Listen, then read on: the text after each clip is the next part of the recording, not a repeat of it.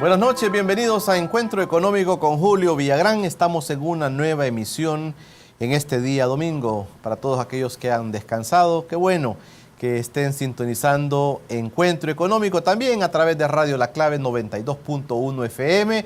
Pueden seguir esta entrevista y también en nuestras redes sociales, en Facebook como Encuentro Económico, en Twitter como @encuentro_e y en el canal de YouTube siempre los invitamos para que puedan visitarlo y ver todos los programas que aquí estamos emitiendo. Hoy es una noche con economista. Hoy traemos a una persona que la gente también nos ha estado pidiendo. Quieren escuchar a una persona que mediáticamente también tiene mucha presencia. Un economista que siempre es recurrente para escuchar su opinión.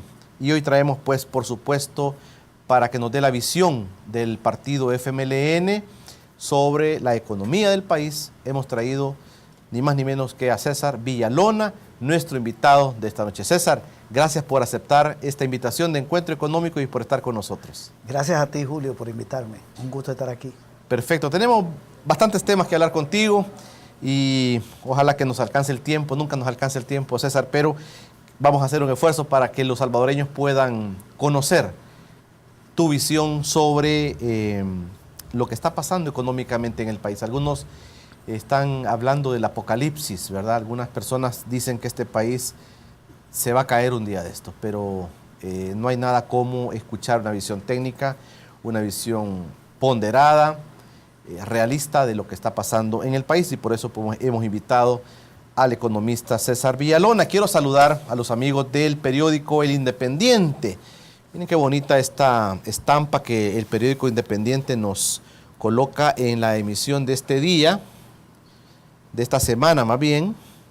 Estamos con la paz para Colombia. Todos nos alegramos con este fenómeno político y social tan importante como es la paz en Colombia. Un saludo para nuestro amigo, el director de este periódico, el licenciado Walter Raudales, un poeta, un escritor, un periodista, que un día esto lo vamos a traer para que platiquemos con él sobre el país. Saludos para Walter y todo su equipo del Independiente. Y vamos a arrancar después de que vengamos del corte con algo que en este periódico César Villalona establece, y es en la parte económica. Ya regresamos, quédese con nosotros.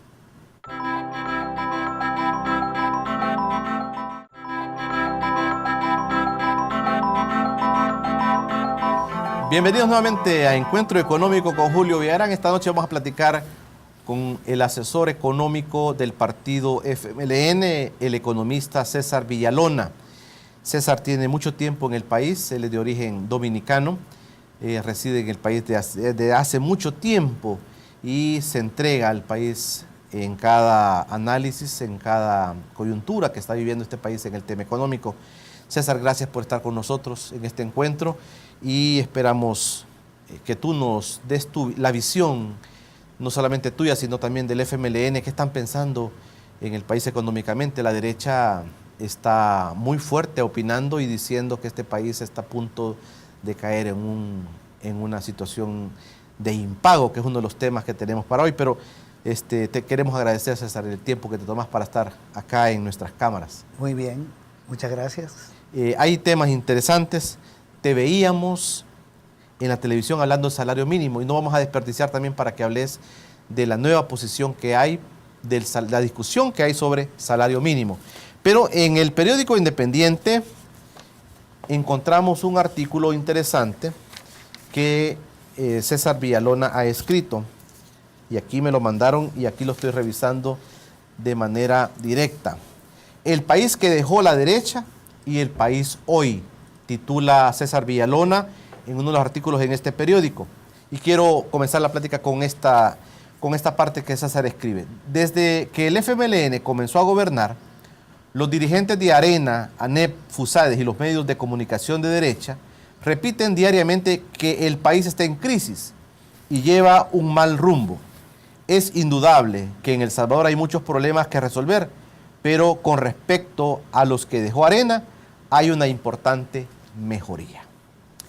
Así comienza César Villalona su artículo. Yo quería comenzar preguntándote, César, ¿cómo dejó Arena en sus gobiernos? ¿Cómo dejó económicamente al país? Aquí hay analistas que han dicho que a Arena le tocó muy difícil porque veníamos de la época de la guerra, que vivió, digamos, días gloriosos al llevar a la economía con un crecimiento muy alto, que luego comenzó a bajar y que de esa baja ya no se recuperó El Salvador. Pero en primer lugar, ¿cómo estudiaste tú que Arena dejó el país económicamente? Sí, muy bien. Arena en los 20 años aplicó un programa económico que le llaman de ajuste estructural. Ese es un nombre tomado del Banco Mundial, con 3 componentes. Uno es privatización de empresas públicas. Durante el gobierno de Arena se privatizaron muchas empresas, la banca, la telefonía, la distribución de energía, la administración de los fondos de pensiones, los ingenios azucareros, en fin, una cantidad de empresas públicas que pasaron a manos privadas. Se hizo una reforma tributaria regresiva, porque se le quitó impuesto a los exportadores de café y de azúcar, se le bajó la renta a los empresarios de 35% de la ganancia a 25%, se quitó el impuesto a la propiedad, al patrimonio, y se colocó el IVA con un 10%, luego el gobierno de Calderón solo llegó a 13%. Y luego el de Flores lo extendió a granos básicos, fruta, verduras, etc. Y el tercer componente fue la liberalización de la economía, que consistió en liberalizar los precios de 230 productos, liberalizar la tasa de interés de los bancos, bajar aranceles, etc. Bien, ¿a qué condujo ese programa? A un debilitamiento del Estado.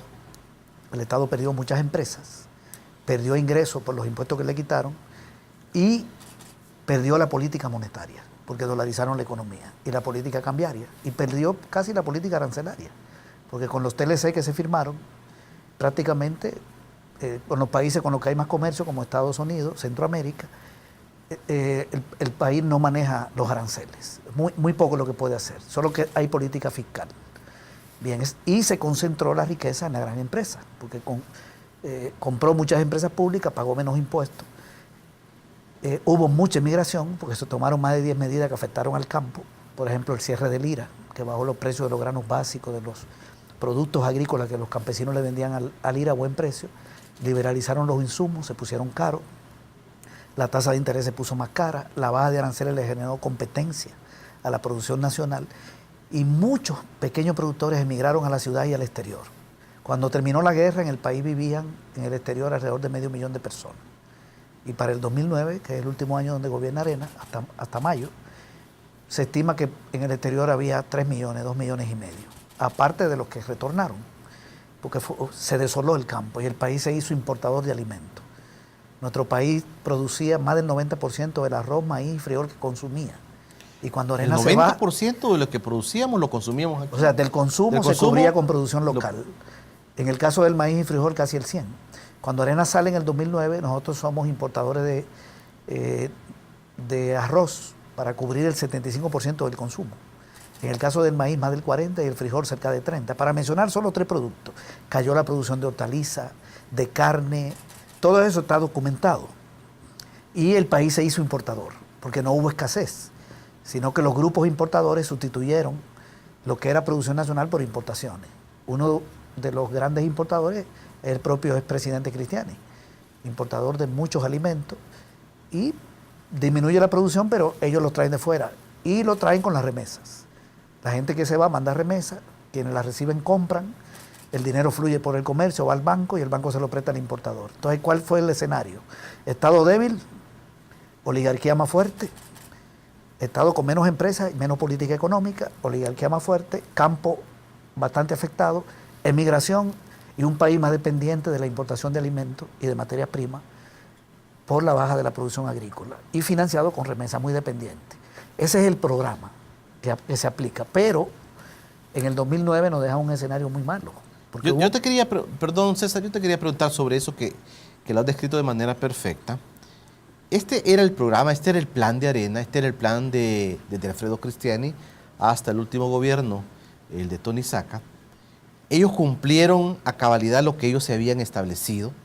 Hay economistas que piensan que los gobiernos de Arena trabajaron de manera diferente, que hicieron cosas diferentes, que no hubo una correlación, digamos, de los esfuerzos de cada uno de los gobiernos y que realmente al final no era lo que ellos buscaban. ¿Tú crees, desde la visión de la izquierda, tú crees desde la visión del FMLN, que ellos sí cumplieron a cabalidad lo que se habían establecido? Yo creo que el programa fue bien concatenado, pero hay algo que hay que aclarar. El planteamiento inicial de Arena, antes de ganar las elecciones de 1989, que era el planteamiento de Fusade, era convertir al país de cafetalero en exportador de bienes industriales. Es decir, desarrollar un sector exportador fuerte, que el país exportara muchos bienes industriales, tipo Taiwán, Corea del Sur, incluso se hablaba de convertir El Salvador en el sexto dragón del Pacífico, un sector industrial potente, exportador. Pero con Cristiani se hace un giro. Lejos de favorecer las exportaciones, lo que comienza a crecer son las importaciones. Termina la guerra, el país se llena de dólares para la reconstrucción, aumenta la remesa, aumentan las reservas en el Banco Central y Cristiani decide estabilizar el precio del dólar. El dólar se mantiene en 8.70 desde el 92. Pasa Calderón Sol y sigue en 8.70. Y llega Flores hasta que dolariza 8.70. 8 años con un dólar barato, muchas reservas monetarias y bajo aranceles. Entonces, lejos de convertirnos en exportadores, lo que hubo fue un incremento de las importaciones. Eso salió al revés de como se había prometido. Pero no es que le salió mal a los grupos importadores. Ahora, fue concatenado, porque el componente, agarremos los componentes, privatización. Cristiani privatiza las importaciones de petróleo. Le vende Petrocera a la raza. Privatiza los bancos. Las exportaciones de azúcar, las exportaciones de café. Cierra el Incafé, cierra el IRA. Bien, hace más privatizaciones, llega Calderón Sol, Antel, la distribución de energía, las pensiones, los ingenios, estoy mencionando las grandes. Llega Flores, a Flores le toca la privatización de la GEO, por ejemplo, que una empresa socia extranjera sí va a ser dueño del 100% de las acciones, pero también... Es el caso de Enel.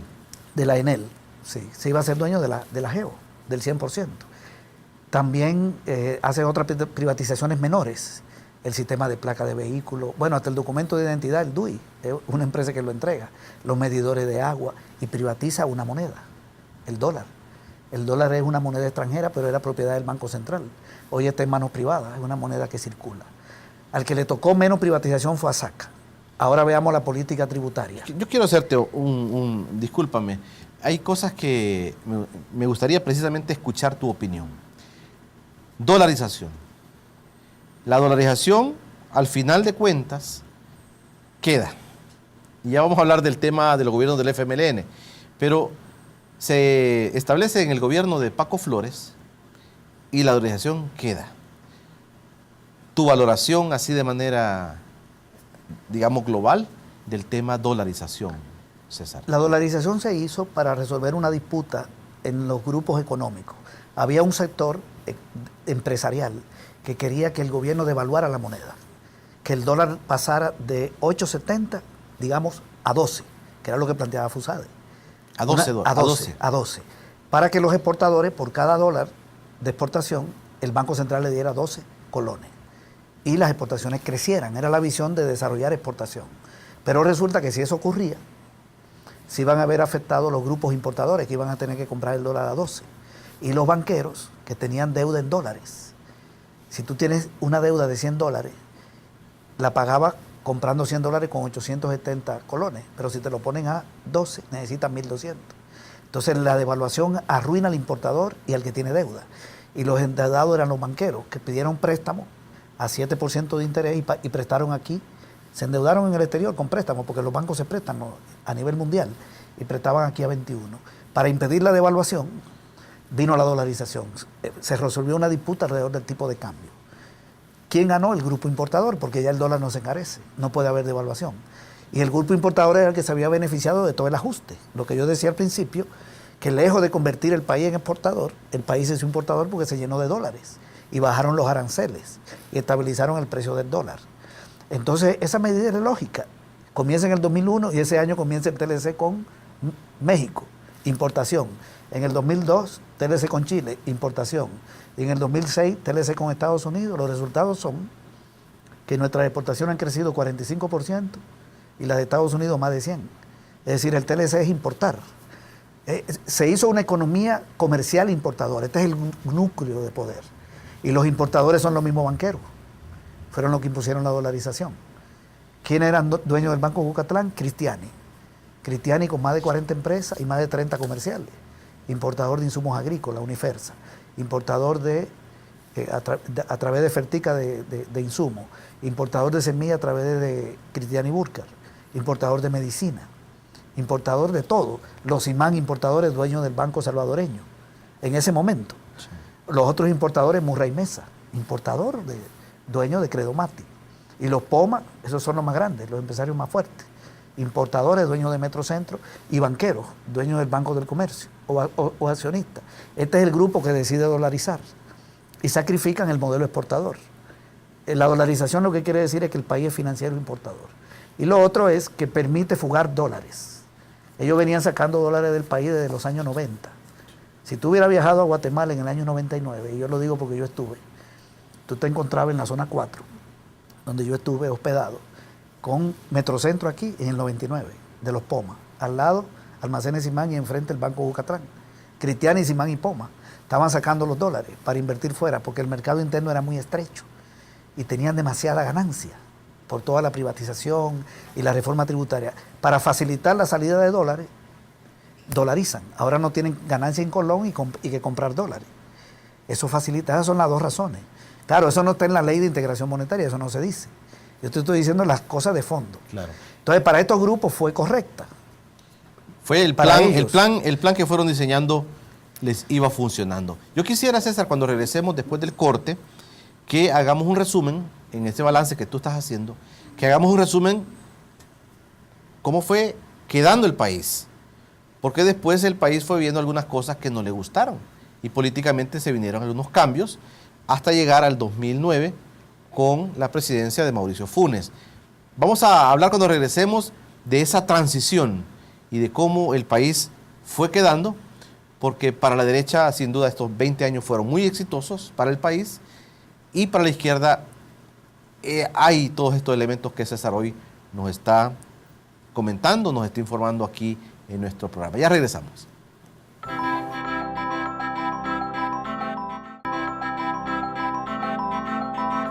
Gracias por estar en sintonía de Encuentro Económico con Julio Villagrán, todos los domingos a las 8 de la noche y su retransmisión los jueves a las 10 de la noche. También síganos a través de Radio La Clave 92.1 FM y a través de las redes sociales. También puede seguir en Twitter @encuentro_e, en Facebook como Encuentro Económico, y en el canal de YouTube encontrar todos los programas que aquí estamos emitiendo y platicando esta noche con un economista que me estaban pidiendo que trajéramos a este escenario de Encuentro Económico. Me refiero pues a César Villalona, asesor del FMLN, y que tiene una visión bastante interesante sobre la situación económica del país desde los primeros gobiernos de Arena, que es lo que estábamos analizando. Nos estabas diciendo tú que esa concatenación de eventos económicos realmente no fueron separaciones, era un plan diseñado por la derecha, un plan diseñado por Arena para, digamos, manejar el país en la materia económica. Correcto. Yo te hablaba de la concatenación en el componente de privatización. Es clarito. Pasemos al de la reforma tributaria. Mira, pero mira, ajá, César, aquí Luis Membreño, un economista, un hombre de derecha, digamos, no quiso asegurar, por ejemplo, en el caso de Alfredo Cristiani, dijo él, no sé si al final Alfredo Cristiani se quedó con el Banco Cucatlán, que era uno de los señalamientos que hay, que se apropiaron de algunas instituciones. Bueno, lo que sabemos es que Cristiani era de los socios, porque no es que hay un solo dueño, pero sí era de los socios del Banco Cucatlán. Digo que era porque finalmente hubo una venta en el 2007-2008. O sea, durante Cristiani se privatizaron los bancos. Y todos sabemos que él era accionista del Cucatlán y también de Seguros Sisa y Sisa Vida. Y de Confía, la AFP, que también tenía acciones del Banco Cucatlán. La otra AFP, Crecer, era del Banco Salvadoreño y del Banco Agrícola Comercial. ¿Verdad? La familia Barroso y dueña y Simán dueño de la Centroamericana. Es un equipo ahí. Y el otro de Ace Suiza y Ace Suiza Vida. ¿Algunos grupos económicos fueron preparando el terreno desde el gobierno de Arena para apropiarse? Para mí es el mismo grupo. La diferencia fue que de ser cafetalero, de tener un país exportador cafetalero, una oligarquía, como se le llamaba, cafetalera, sin dejar el café, se hizo este grupo importador financiero, dueño del gran comercio importador, que fue lo que creció. Hoy este país importa por 12 mil millones de dólares casi. Es y un PIB de 25.000 y las exportaciones no llegan a 6. O sea, esto es lo que crece. Y dueño de los bancos y de las AFP y las empresas de seguro y del comercio interno. O sea, es una oligarquía más comercial, financiera. Ese es el cambio. Decía Héctor Dada Iresi en este programa que una de las herencias que deja Arena es, dijo, la nueva élite oligárquica del país. ¿Lo ves tú así? Nuevo en el sentido del sector económico. De ser oligarcas cafetaleros pasan a ser comerciales, financieros, importadores. Pero creo que son los mismos. No sé si hay algunos nuevos. Porque hasta donde yo tengo entendido, ya Cristiani era parte de la oligarquía. La familia Mesa, los Poma, los Regalados, los Palomos. No sé qué tanto es diferente el grupo. Pero sí hay un cambio en la naturaleza de los negocios.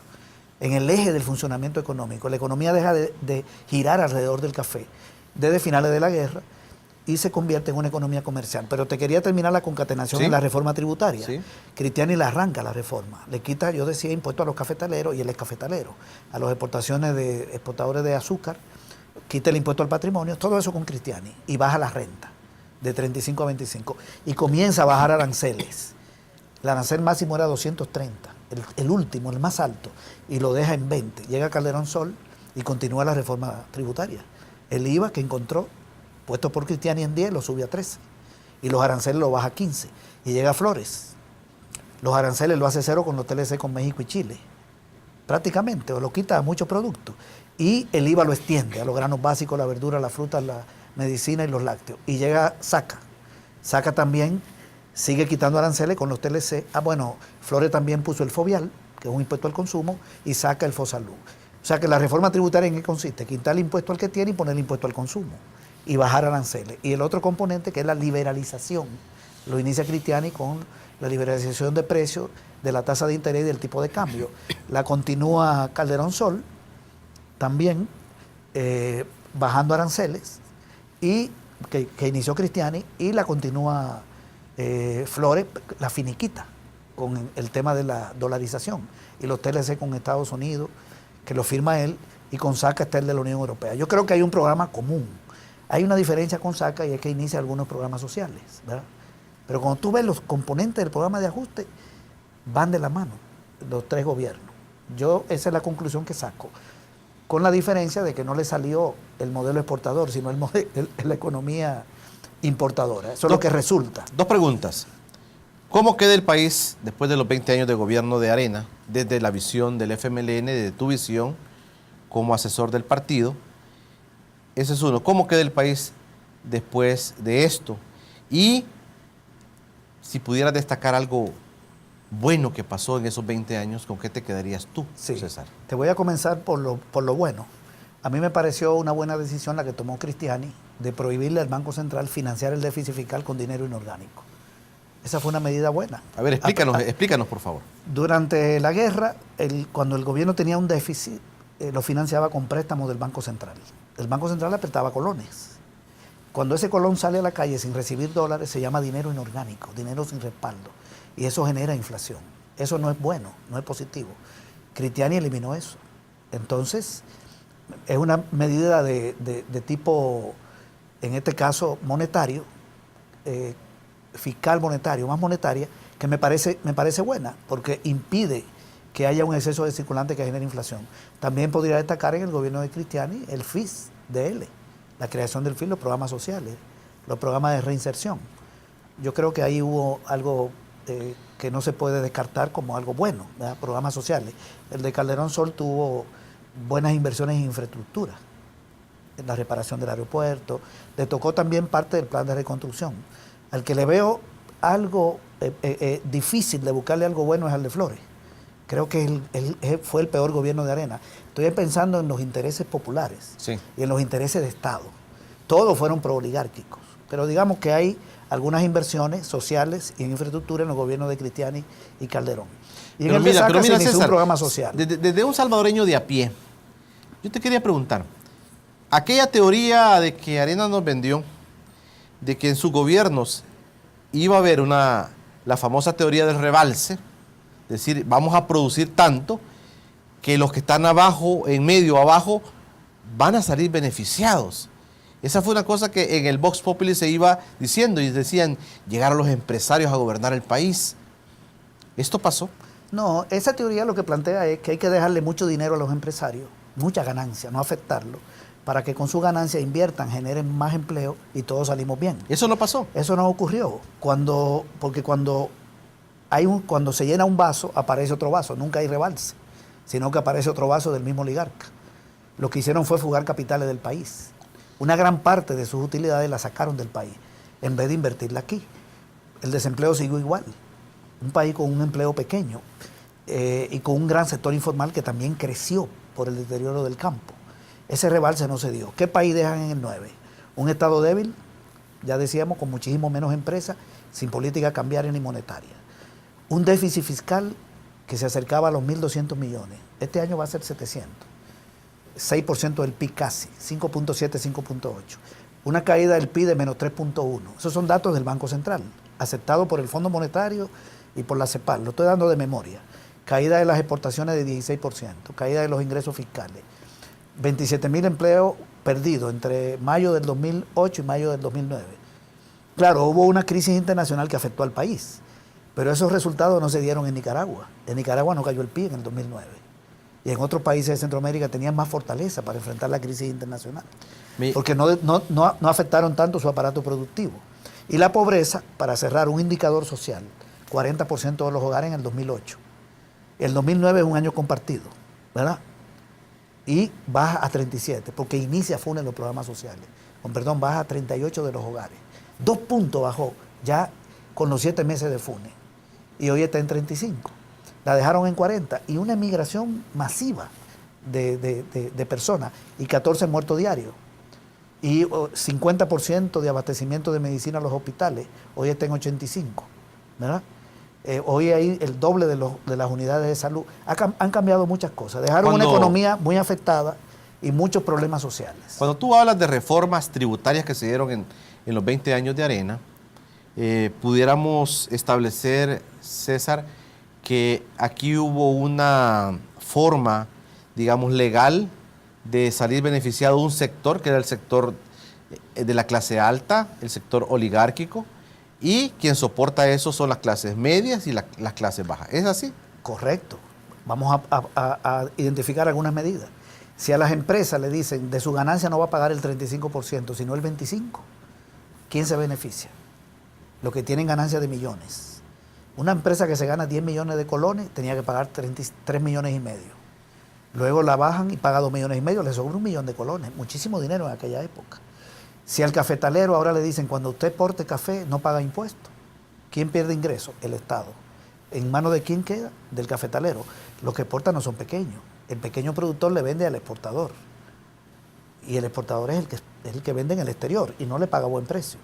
Si a los dueños de los cañales y de los ingenios le dicen, de los cañaverales y de los ingenios, le dicen, ahora usted no paga impuestos por exportar azúcar, pierde dinero el gobierno. ¿Quiénes son los dueños de los ingenios? La mayoría están en manos de la familia Regalado. Entonces, esos impuestos se los quitan. Y el impuesto a la propiedad, ese era un impuesto que lo pagaban al patrimonio la gente que tenía propiedades de más de medio millón de colones, que eran $67,000 en la época. Cristiani lo quitó en el 93. Eso era mucho dinero. $63,000 es como hablar de 300,000 hoy. Una vivienda de 300,000. Y era una escala progresiva, un impuesto viejo. Cristiani lo quita. Ahí tengo 4 que benefician a los ricos. ¿Y cómo recaudan? Ponen el IVA con 10. Y eso lo pagamos. Ya lo paga todo el mundo. Una persona con $100 paga 13, igual que el millonario que tiene César, miles de... Yo quiero en los últimos 2 bloques hablar de los gobiernos del FMLN y por eso quisiera que resumieras hoy. Tengo medio minuto. ¿Cómo resumes tú los 20 años de gobierno económicamente de Arena? Estado débil, con menos empresas, menos política, una oligarquía más fuerte, un campo bastante destruido, una dependencia de la importación de alimentos, una gran emigración a la ciudad y al exterior, un gran sector informal y, aunque la pobreza bajó en algunos años, para el 2008 la dejan en 40%.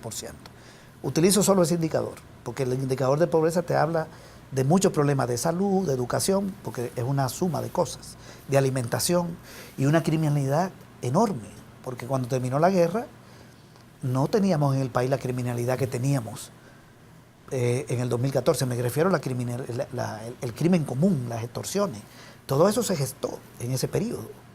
Bueno. Arena. No nos dejan un buen país, pero para la oligarquía sí es muy bueno el resultado. Es muy fuerte. Bueno, seguimos platicando con César Villalona, economista, asesor del FMLN, y desde ya hacemos un llamado, una invitación al sector, a los economistas del lado de Arena también, para que puedan ocupar este espacio, para poder externar sus opiniones. Eso será en los próximos programas, ojalá que acepten nuestras invitaciones. Vamos a hacer las gestiones para que puedan estar también con nosotros dándonos su opinión. Cuando regresemos, vamos a hablar del tema de los gobiernos del FMLN, cómo reciben, pero también qué han hecho y en qué situación estamos en este momento. Ya regresamos.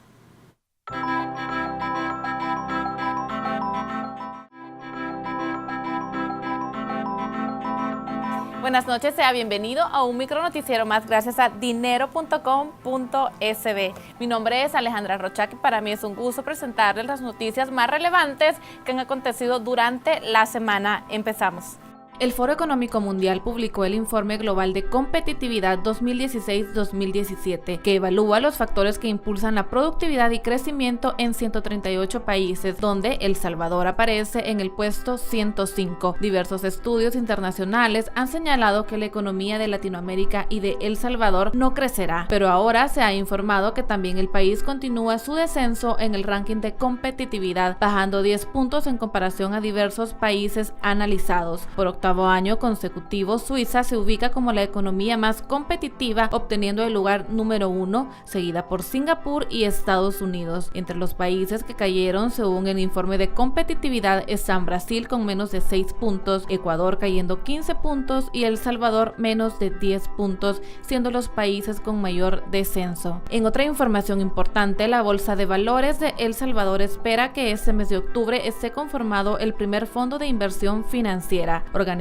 por la primera gestora que ya está autorizada por la Superintendencia del Sistema Financiero. Esto lo que permitirá es tener más opciones de inversión, así como la capacidad de comprar diferentes títulos desde un mismo fondo. Hay diversidad de opciones, señala el presidente de la Bolsa de Valores, Rolando Duarte. La primera gestora aprobada es Servicios Generales Bursátiles. Iniciará operaciones en octubre con el primer fondo de inversión financiero. Según explicó el presidente de la Bolsa de Valores, habrá diferentes tipos de fondos de inversión, algunos de corto, mediano y largo plazo. Asimismo, cada gestora podrá contar con un número ilimitado de fondos, todos los que sean posibles. Pasamos a otra información y el Banco GIT lanza el mes del ahorro, campaña que estará vigente hasta el 31 de octubre, con la cual invita a todos los salvadoreños que se acerquen a las distintas agencias a abrir su cuenta de ahorro normal o programado desde $15, donde ganará una tasa preferencial hasta un 2% anual. Para GIT Continental es importante que las personas construyan el hábito de ahorrar, que no es guardar lo que sobra, sino hacer un pequeño compromiso a futuro y logre alcanzar algunos de sus objetivos sin necesidad de recurrir al endeudamiento. Además, Banco GIT celebra junto a esta campaña los 10 años de estar en el sector financiero nacional. Bueno, así que ya sabe, Banco GIT lo invita a que usted ahorre este mes de octubre. Y para que usted sea informado de las noticias más importantes en el ámbito de economía empresarial y finanzas de El Salvador, lo invito a que nos siga en nuestras redes sociales como dinero.com.sb. De igual forma, visite nuestro portal web como dinero.com.sb para que usted siempre esté enterado de las noticias más importantes de El Salvador. Por mi parte ha sido todo. Pase una feliz noche y siga con Encuentro Económico. Gracias, Alejandra Rochac, por tu informe, por cortesía de dinero.com.sb. ¿No ha ingresado todavía? Bueno, hágalo. Dinero.com.sb, periódico digital, donde van a encontrar todas las notas periodísticas importantes del país y también notas internacionales. Solo economía en dinero.com.sb. Esta noche platicando con el amigo César Villalona, es un economista, es asesor del FMLN y nos está dando la visión. Hemos hablado muy bien sobre el tema de los 20 años de Arena y ya hizo el recuento César de cómo recibe, de cómo él deja Arena al país según su visión. Pero llegamos al 2009, César, con un cambio social y político importante. Un antes y un después. Pero yo te quiero hacer esta pregunta, César. alguna gente creía que el FMLN iba a gobernar con un modelo económico al estilo socialista, al estilo comunista, o una progresión de algunos cambios sociales radicales. Sectores empresariales, mucha gente dijo, vamos a tener que ir del país, dijeron algunos sectores, y esa fue parte de la campaña. Pero ¿cómo se diseña? ¿Cómo el FMLN, según tu visión, y si estuviste ahí, pues mejor todavía, cómo diseña de lo que venía del 2009 en adelante, económicamente? Mira, la diferencia que yo veo, hablemos primero del primer gobierno, o de los dos, digamos, podríamos utilizarlo los dos. Son fundamentalmente dos. Se detiene el programa neoliberal, el programa de medidas, me refiero a las medidas. Los gobiernos del frente no siguen privatizando. No siguen privatizando. ¿Qué faltaba por privatizar? Bueno, se iba a ir la GEO, ¿verdad? Faltaba por privatizar 3 bancos del Estado, 2 bancos del Estado. La salud, que intentó privatizar la Cristiani, el agua, el zoológico, la imprenta nacional, la radio nacional, las playas, todo eso está en los documentos de FUSADES. Era dejar un Estado solo con la Asamblea Legislativa, los ministerios y la Policía Nacional. El Estado todavía tiene muchas cosas, el aeropuerto, se iba a privatizar los puertos, las presas hidroeléctricas, la CEL, todo eso estaba en el plan. Otra cosa que no le dio tiempo, por ejemplo, Cristiani no pudo privatizar la salud, salvo algunas consultas del Seguro Social, algunas áreas, pero las marchas blancas se lo impidieron. Pero el plan era seguir privatizando. Cuando uno analiza los 7 años de gobierno del Frente, dice, bueno, no se ha vendido ninguna empresa pública, no se ha revertido lo que se hizo, porque no se puede, porque no hay una correlación. Alguna gente puede decir, ¿y por qué el gobierno no es dueño de Antel de nuevo? Bueno, porque se requiere un proyecto de ley aprobado en la Asamblea con 43 votos, para que el Estado expropie una empresa telefónica. Eso no tiene ninguna viabilidad, con un FMLN que no tiene 43 diputados. Eso no es posible. Por eso que se decía no tenía mucho sentido, porque el gobierno no es solo el Ejecutivo. Aquí está la Asamblea, donde el Frente no tiene la correlación para un montón de decisiones. Bien, entonces no se revierte lo hecho en materia de privatización, pero se crea un banco nuevo del Estado, Bandesal. Se recupera la GEO, ¿verdad? Ahí sí se revirtió una privatización que le costó 200 y pico de millones de dólares ponerle fin a ese problema. Y hoy el Estado tiene el control de la generación geotérmica, el 100%. Bien, esas son 2 medidas. No se continúa con la liberalización económica. Ya no hay nada que liberalizar. Lo único que tiene el gobierno es la política fiscal. Y a partir de la política fiscal, entonces inicia programas sociales. Esto es lo importante. ¿Qué programas se abren? Se abre el programa de Ciudad Mujer a partir del 2012. Muy importante. Eso es una inversión pública muy beneficiosa y que implica crear institucionalidad pública. Porque una sede de Ciudad Mujer es una empresa de servicio público. Es un Estado que está más fuerte porque tiene este tipo de instituciones. Se crea el programa PATI, el programa de ayuda temporal al ingreso, así se llama, el programa de agricultura familiar para rescatar un poco el campo. No son programas profundos. La entrega de semillas que había iniciado SACA se amplía y se incorporan otros elementos en ese programa. Se inicia el programa de entrega de paquetes escolares. Eso no está en la lógica neoliberal. Para un neoliberal el Estado no debería apoyar a la gente con uniforme. Pero esto no va en la línea... El de alimentación, para terminarte los 7, sí. El de pensión básica para la gente pobre de más de 70 años, que no es para todos, y el que había iniciado SACA de comunidades urbanas y rurales. Ahí hay 7 programas importantes en los que se han invertido más de 950 millones y que han permitido bajar la pobreza un poco, no mucho, pero se ha bajado. Sí, esto es importante, esta parte última que dices, porque la crítica de la derecha sobre los gobiernos del FMLN básicamente se estriban en un par de cosas. Y una es el populismo. Se crean demasiados programas sociales, un mal gasto de dinero.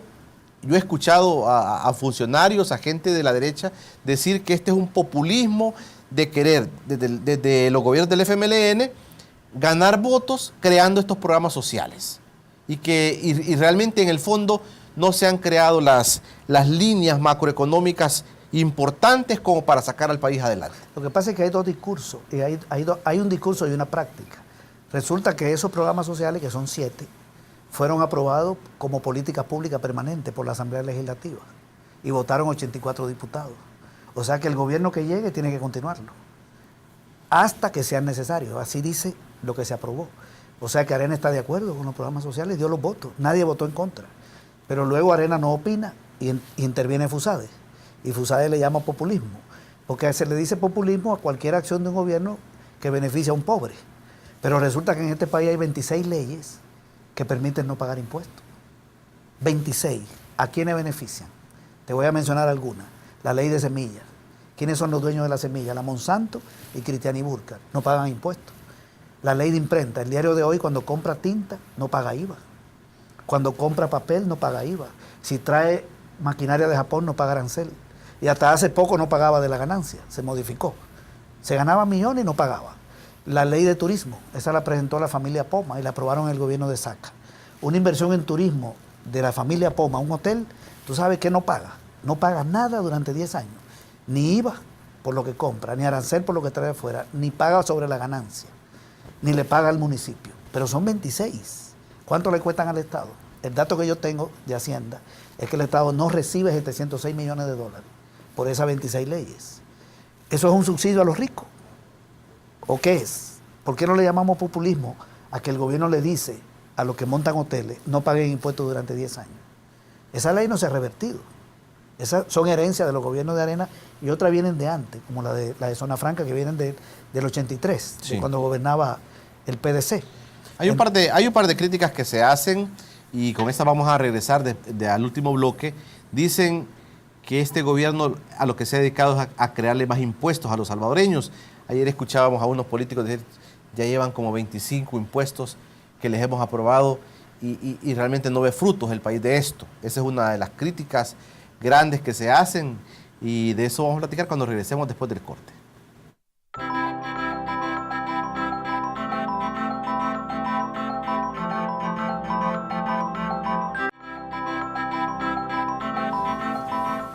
Rápidamente estamos en el último bloque de Encuentro Económico. Con estos invitados nos cuesta bastante que la hora se nos haga tan amplia porque tantas cosas interesantes por platicar. Recuerde a través de Radio La Clave 92.1 FM, siempre emitiendo de manera simultánea con TVX. Aquellos que están fuera del país pueden buscar tvx.com.sb y ahí van a encontrar, solo le dan clic y ahí va a aparecer la imagen de TVX en vivo para todos ustedes a través de las redes sociales, en Facebook como Encuentro Económico, en Twitter como @encuentro_e y en el canal de YouTube todos los programas que aquí estamos haciendo. Gracias a todos aquellos que nos sintonizan fuera de nuestro país por darle seguimiento a los temas y por sugerirnos también algunos temas para este programa y algunos invitados también. Platicando esta noche con César Villalona, asesor del FMLN de materia económica. Se dice que el FMLN le ha colocado más impuestos, 25 impuestos dicen a los salvadoreños, que en estos gobiernos ha florecido la corrupción, que han llevado a los simpatizantes del FMLN, a miles de simpatizantes, a trabajar como empleados públicos y que eso le ha creado tremendos problemas a este país. César. Quería hacer una precisión sobre algo que dije. En el 83, lo que se inició fue, en 1983, la iniciativa de la Cuenca del Caribe, sí, que da los beneficios a las maquilas, bajo el gobierno de Magaña. La ley de Zona Franca viene incluso desde antes. Pero entrando a esta pregunta, ellos están manejando impuestos como impuesto, lo que es subirle la tasa a un impuesto que ya existe. Lo que ha puesto los gobiernos del FMLN son 3 impuestos, no son 25. Lo que pasa es que en el gobierno de Funes se le subió al de las bebidas, pero no es que creó un impuesto, sino que la bebida, el tabaco que ya pagan, le subió la tasa, ¿verdad? El IVA que ya existe se lo puso a la importación de maquinaria, para mencionar algunos. En el gobierno de Funes se aumentó el impuesto a la ganancia de las empresas de 25 a 30, para las que ganan más de 150,000. No es un impuesto nuevo, es un impuesto que ya existe y le subió la tasa, ¿verdad? Pero Arena maneja como que son nuevos. También se aprobó en el gobierno de Funes, este sí es nuevo, un impuesto a los dividendos. Fíjate que no son impuestos a la población, estamos hablando de un impuesto a los dividendos de las empresas, lo que se reparten que no se reinvierte, para que paguen al gobierno o reinviertan y mejoren el empleo. Y el de la renta no lo paga la gente, es para las empresas que ganan más de 150,000. Eso no tiene nada que ver con la población. Luego en el gobierno de Serén, ¿qué es lo que se ha aprobado? el impuesto a las transacciones bancarias, que aquí se dijo que todo se iba a poner caro y que iba a haber desbancarización. Y los bancos siguen, los depósitos siguen creciendo. Este año los depósitos han crecido 7% y los créditos 7%. Y la ganancia de los bancos sigue creciendo y la inflación el año pasado fue 1. Y este año va en menos 0.6, creo, o 4, hasta agosto. Esa es la inflación que tenemos. Sí, la inflación negativa. Y aquí se dijo que todo se iba a poner caro cuando es impuesto. Y es a las transacciones bancarias de más de $1,000. No tiene nada que ver con la población de bajos recursos. Están exentas las remesas, los salarios, las pensiones. Bueno, eso ha sido muy explicado. Y se le colocó, el otro nuevo es el impuesto a la telefonía, ¿verdad? Que puede ser que lo declaren inconstitucional la sala, no sabemos, porque hay un recurso. Son 3 nada más, los dividendos, las transacciones bancarias y la telefonía. Todo lo demás ha sido aumento de tasas a impuestos ya existentes. Y cuando tú lo ves, ¿a quiénes van dirigidos principalmente? La recaudación por renta ha aumentado, pero es sobre la base de la ganancia. A los salarios se le bajó la renta. La gente pagaba impuestos sobre los salarios de más de $317. Y FUNE dijo, no, de más de 503. Una persona que ganaba 400 le descontaban renta. O 500, o 340. Ya no se le recorta más que de 503. ¿Sabe cuántos se beneficiaron de esa reducción? 82,000 personas. El gobierno está recaudando más de impuestos directos. No es mucho la variación. Todavía seguimos un país con impuesto al consumo y a los salarios. Pero los impuestos directos, que eran el 36% de la recaudación, hoy son el 40%. Y es por la renta. Entonces no es cierto que ha sido hacia la población. Y parece que manejan como impuestos si sube la gasolina o baja. Yo no sé si se lo meten, porque la gasolina sube y se encarece el petróleo y baja, que por cierto ha bajado muchísimo. Y bajó la tarifa de telefonía 51%, la de energía. La CEL dejó de percibir 400 millones. Y los industriales se ahorraron más de 120 millones y no bajaron los precios. Que por cierto, hay mucha manipulación. En el tema energético, por cierto, el gobierno se ha manejado muy mal en la parte comunicacional. Hemos tenido 2 años, energía eléctrica y combustibles de precios bajos, y aquí como que no pasa nada, y la gente se sigue quejando por los precios. Eso es solo ganancia. Para un almacén, ¿cuál es el principal costo? Transporte, mercancía y energía. Le baja el transporte, almacenes Simán, para decirlo claro, y le baja la energía, y ha bajado los precios. Y para ir a una industria, ¿cuáles son los costos? La energía y la materia prima. Y el transporte. Le ha bajado la materia prima, no tanto, pero le ha bajado la energía bastante. Y le ha bajado el transporte por los combustibles. Y han bajado los precios. Entonces se ha trasladado ganancia de la CEL a las empresas. Bueno, también a los hogares y a las instituciones públicas. Porque el Estado no fija precios. El problema es que el Estado no fija precios porque Cristianes le quitó la función de fijar precios. Cuando Duarte se fijaban los precios de 230 productos y Cristianes lo liberalizó.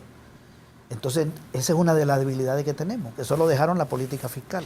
César, no tenemos mucho tiempo, pero yo quisiera aprovechar estos minutos que nos quedan. ¿Qué es lo que el FMLN, qué es lo que los gobiernos del FMLN y este último gobierno básicamente está pensando para lo que falta de su periodo en proyecciones económicas? ¿Hacia dónde quieren empujar al país? Bueno, yo creo que los ejes son los siguientes. Seguir reactivando el agro. Hay una leve reactivación. El país ya es autosuficiente en frijol, incluso sobra este año para exportar.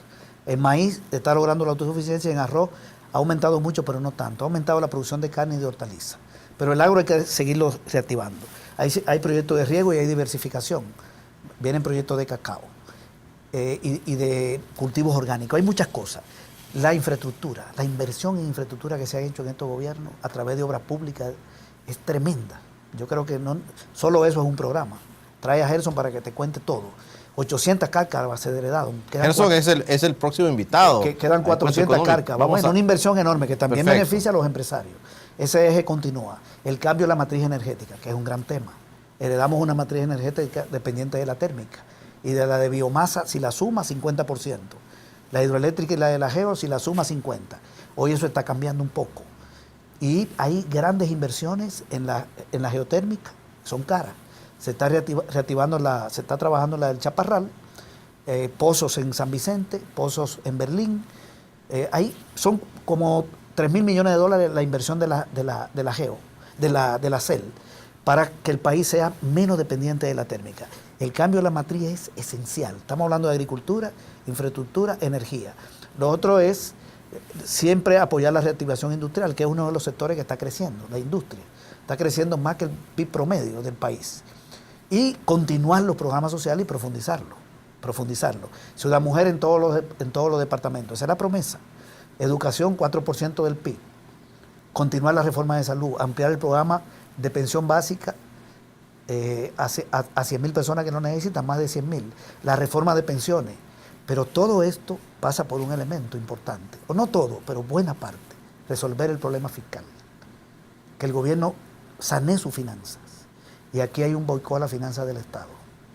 Hay un boicot que es muy claro de las medidas que se han tomado que anulan impuestos, le anulan recaudación y le dificultan resolver este problema. Eso pasa por una correlación en la Asamblea Legislativa que permita destrabar estas cosas, la aprobación del presupuesto, hay que aprobar el impuesto al patrimonio, son 114 millones que el gobierno recaudaría, está el proyecto, el cobro coactivo, que se llama Ley de Cobro Administrativo, 43 votos, ojalá que se consigan, sí, para cobrar la mora. ¿Sabe cuánto le deben al Estado? 478 millones. ¿Quién le debe al Estado? Fundamentalmente grandes contribuyentes, la mitad.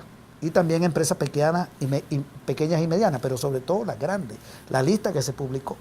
Sí. 400, ya la Fiscalía debería cobrar 127. La evasión de impuestos, combatirla, está en 2.065 millones, según datos de técnicos de Hacienda. Yo ando aquí, la evasión del IVA. Arena la dejó en más de 800 millones y está en 750.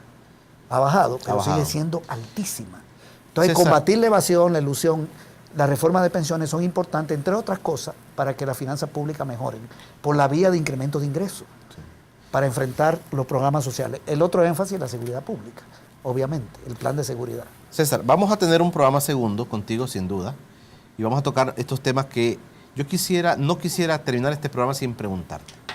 El país, nuestro país, El Salvador, un día de estos se va a hundir, se va a caer. ¿Cuál es tu visión? No, aquí la economía está en crecimiento. Este año el PIB va a crecer 2.7, 2.8.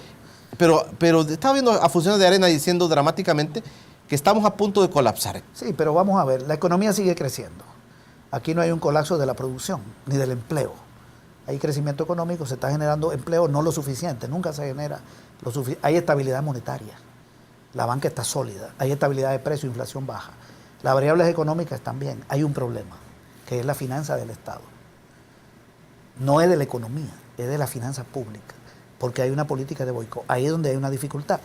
Yo creo que Arena quiere llevar a la finanza al colapso, por eso no quiere aprobar los bonos por 1.200 millones, porque el Estado limpia la deuda del ETE de 1.000 millones, arranca bien el año que viene y hasta con 200 termina bien el año. Pero Arena no lo va a lograr, porque el Estado tiene margen de seguir vendiendo letes. Si sigue vendiendo letes, termina bien el año y sigue el año que viene. Eso, ¿Cuál es tu mensaje al país, César?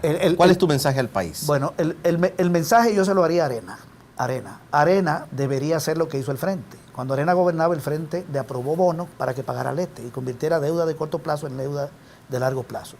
Si el Estado tiene que pagar letra del Tesoro por 1.000 millones de dólares, más o menos por ahí anda, que le aprueben los 1.200, en un año tiene que pagarlo. Una parte el mes que viene, otra el otro, y otra parte en los meses del año que viene. Que le aprueben los 1.200, paga esos 1.000, le quedan 200, termina el año que viene arranca sin esas letes, con un presupuesto equilibrado, que podría presentar, yo espero. Y en todo caso, si hay alguna dificultad, puede emitir letes el año que viene, pero lo ideal es equilibrar el presupuesto. Hay que aprobar esos bonos. Para mí, Arena tiene muchas posibilidades de crear problemas o de ayudar a salir de problemas al gobierno, pero no va a llevar a un colapso de las finanzas públicas. Perfecto. César, nunca va a ser suficiente el tiempo para platicar contigo. Se nos quedaron muchos temas, pero gracias por estar con nosotros. Gracias por la invitación. Bueno, ustedes en casa, gracias por haberse quedado con Encuentro Económico. Gracias a todos aquellos que sintonizaron Radio La Clave 92.1 FM y aquellos que en redes sociales nos siguen. Siempre continúen siguiéndonos ahí en las redes sociales, en Facebook como Encuentro Económico, en Twitter como @encuentro_e, y también no se olviden ver YouTube. Ahí van a encontrar todos los programas que aquí hemos emitido. Buenas noches a todos.